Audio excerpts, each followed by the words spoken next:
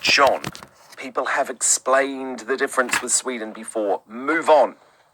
John, I'm not going to move on, actually. I'm not going to move on because we're learning so much. And as it stands, Sweden, which, yes, is a different country. Every country is different here. But we're comparing our rates with Belgium, we're comparing our rates with France, we're comparing our rates with Germany, we're comparing our rates with Italy, and Sweden is a fascinating scientific test case because they do seem to have achieved some type of herd immunity amongst its population. They haven't ever had to lock down, they never had to do a curfew, they never had to shut all bars and restaurants, they've never enforced the wearing of masks, they based their lockdown, or lack of a lockdown, on personal responsibility. And as I've been saying for months, so far, it seems to be working. But let me bring in now an expert who probably has a view on this, Gabriel Scully. He is a visiting professor of public health at the University of Bristol and a member of Independent Sage. Gabriel, given that texter has just slammed me for constantly going on about Sweden, what do you think? Because I know you're very much pro-lockdown. At the same time, you must see what's gone on in Sweden and actually thought, hello, this is working. Well, it's not quite as simple as that, Dan. Sweden is an interesting case, isn't it? I'm not pro-lockdown. I wish lockdowns never had to happen. But Sweden is interesting because they didn't go the same way as the other countries have gone, the other Nordic countries. No, they didn't. They took a different approach. What they did do, however, was they did some really quite dramatic things. They didn't shut primary schools, but they did shut all other education down pretty early. They banned mass gatherings. They have a limit of 50 on gatherings. And not just a fine like the UK, you can actually go to jail if you organise a mass gathering there of over 50 people. I know, but the rules were nowhere near as draconian as ours. And actually, their rules at the height of COVID-19 were a lot looser than our rules now, months on. Well, I'll give you an example of a rule that they still have in place, in that they do not permit travel from travellers into Sweden from outside the EU under specific circumstances. And as you know, the UK's never really banned travellers coming in. And there were no restrictions on travel apart from this sort of entirely voluntary 14-day self-isolation stuff. So in some respects, Sweden has been just as tough, if not tougher.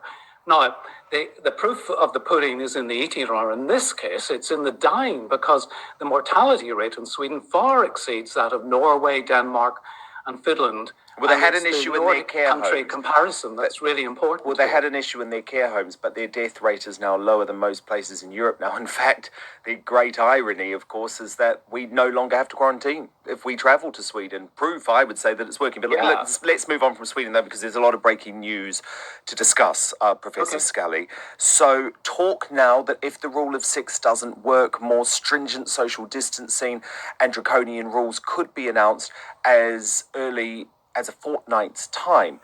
Will that be enough, Professor Scully, to have seen if this rule of 6 actually has worked? And if so, if not, will curfews be the rule that does the trick? Well, if numbers continue to go up, numbers of positives, and that's going to be really difficult to read because of the problems there are in the testing system. The testing system seems to be in pretty much chaos.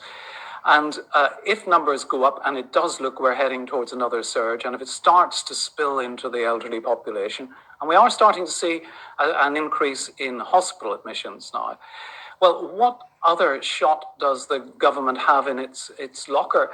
It's very hard to know, because they've made a mess of what should have been put together at a local level, a proper find, test, trace, isolate and support system.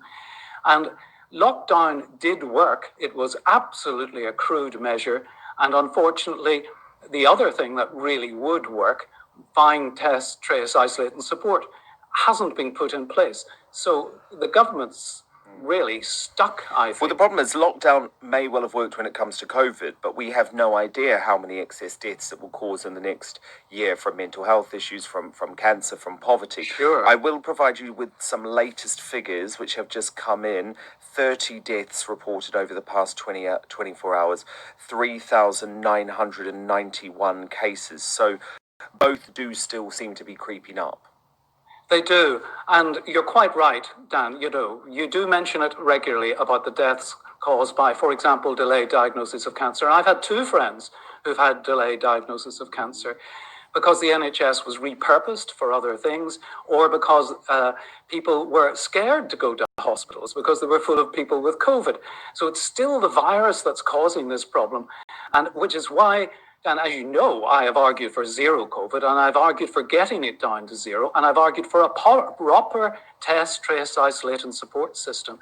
And that's the only way. But zero COVID is delusional, isn't it? Because we haven't eliminated any other illness of this kind apart from smallpox in our history. So going for zero COVID will mean years and years of lockdown, years and years of restriction, years and years of border closures, years and years of pain, of misery, of depression. I just think we have to learn how to live with this thing. It hasn't worked even in New Zealand, in my home country of New Zealand.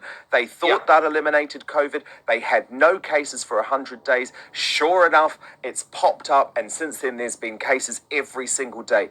I think zero COVID is a pipe dream. I'm sorry. Well, they're up.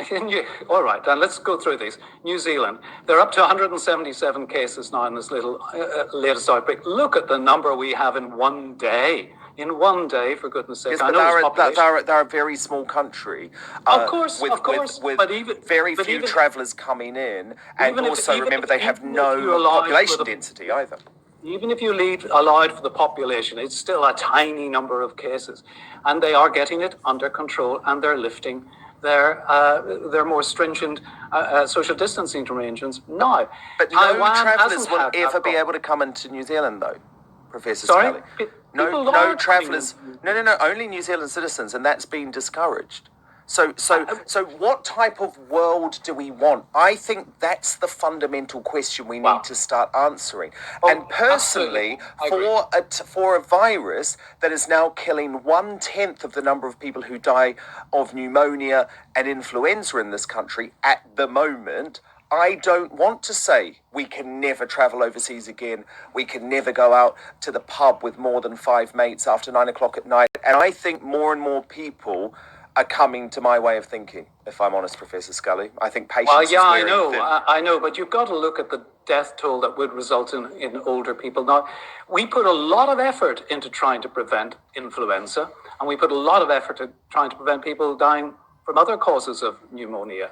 And if we didn't bother worrying about those issues, well, then we'd have a lot more of those deaths as well. But they are avoidable deaths, which is why we try to avoid them. Okay, look, can I just get... avoidable. Yeah, I understand that. And of course, by the way, we should be trying to limit COVID deaths. But my theory, which I know you're going to disagree with, is for the most vulnerable to shield and to continue to shield while we get a vaccine, and to send out young folk and people definitely under 40, probably under 50, possibly even under 60 if they want to get some herd immunity in the population. But look, we'll have to continue this debate another day, because I just want to get you on our question of the day. Matt Hancock, the Health Secretary, considering rationing COVID tests. Is that the right approach, given there seems to be a serious lack of them at this point? Well, I don't like the word rationing at all, and I don't think that's the way it should be approached. We need that system to work properly. What we should do now is just take a deep breath and look at the place where it's working properly.